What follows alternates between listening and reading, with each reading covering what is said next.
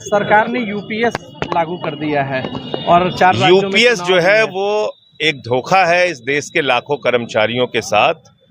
UPS old pension scheme के बिना कर्मचारियों का कोई भला होने वाला नहीं है। ये क्या स्कीम है? आप कर्मचारियों से ही 10% काट रहे हैं और उन्हीं को पेंशन दे रहे हैं। ये कौन सी स्कीम है आपकी?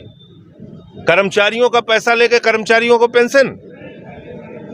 तो यूपीएस जो है वो पूरी तरीके से फ्रॉड है इस देश के कर्मचारियों के साथ और उनके मन में काफी गुस्सा और रोष है। और दूसरी बात, इस देश के दलितों और ओबीसी के साथ भी ये धोखा है। क्यों है? आपने ओबीसी में उम्र की छूट दे रखी है, 38 साल तक सरकारी नौकरी पा सकते हैं। दलित और आदिवासी में छूट दे रखी है, 40 साल तक वो नौकरी पा सकते हैं। तो 25 साल पेंशन पाने का जो क्राइटेरिया है नौकरी करने का, इससे ओबीसी भी वंचित हो जाएगा और दलित भी वंचित हो जाएगा और आदिवासी भी, क्योंकि 36 साल में जो नौकरी करेगा तो 24 साल ही नौकरी कर पाएगा।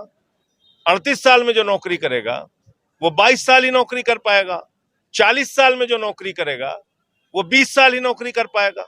तो दलितों, पिछड़ों और आदिवासियों को पेंशन मिलेगी नहीं, जबकि 24-24 साल तक उनका पेंशन के नाम पे पैसा हर महीने 10% कटेगा। देश के अर्धसैनिक बलों के साथ धोखा है, जो 20 साल के बाद रिटायर हो जाते हैं, पैरामिलिट्री फोर्सेस के लोग, उनको पेंशन कहां मिलेगी? तो कुल मिला के यूपीएस से काम चलने वाला नहीं है। ओपीएस की बहाली होनी चाहिए। पहले जीपीएफ कटता था कर्मचारियों का, 1 रुपए ब्याज नहीं लगता था। बेटी की शादी में पैसा निकाल लेते थे, कभी जमीन का टुकड़ा खरीदना हो पैसा निकाल लेते थे लोग। आपने कर्मचारी का पैसा काट के कर्मचारी को पेंशन दे रहे हैं। ये कौन सी योजना है आपकी?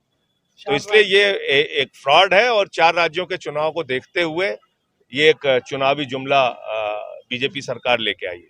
सर, ये आगरा में भी मुख्यमंत्री जी का एक बयान आया है कि अगर बटेंगे तो कटेंगे और एक जुड़ेंगे तो बढ़ेंगे।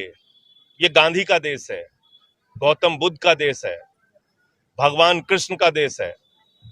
ये देश उन मान्यताओं पे यकीन रखता है जहां पर हम प्रेम और अहिंसा की बात करते हैं।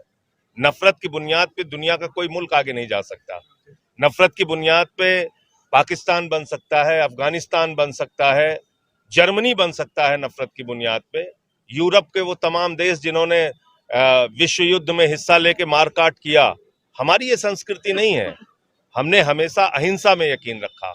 दुनिया के किसी देश का राष्ट्राध्यक्ष आता है तो बापू की समाधि पे सर झुकाता है। हमारे देश के प्रधानमंत्री जाते हैं तो दुनिया के किसी भी मुल्क में बापू की प्रतिमा के सामने सर झुकाते हैं। तो आप कैसे ये बात कह सकते हैं बटेंगे कटेंगे? सर, वही कंगना रनौत जी का बयान आया कि किसान आंदोलन के दौरान कंगना रनौत एक बददिमाग महिला है और उसको कतई संसद में नहीं पहुंचाना चाहिए था। किसानों को बलात्कारी कह रही हैं, हत्यारा कह रही हैं। बहुत ही ये अपमानजनक बात है और मैं समझता हूं कि भारतीय जनता पार्टी को इसके ऊपर एक्शन लेना चाहिए।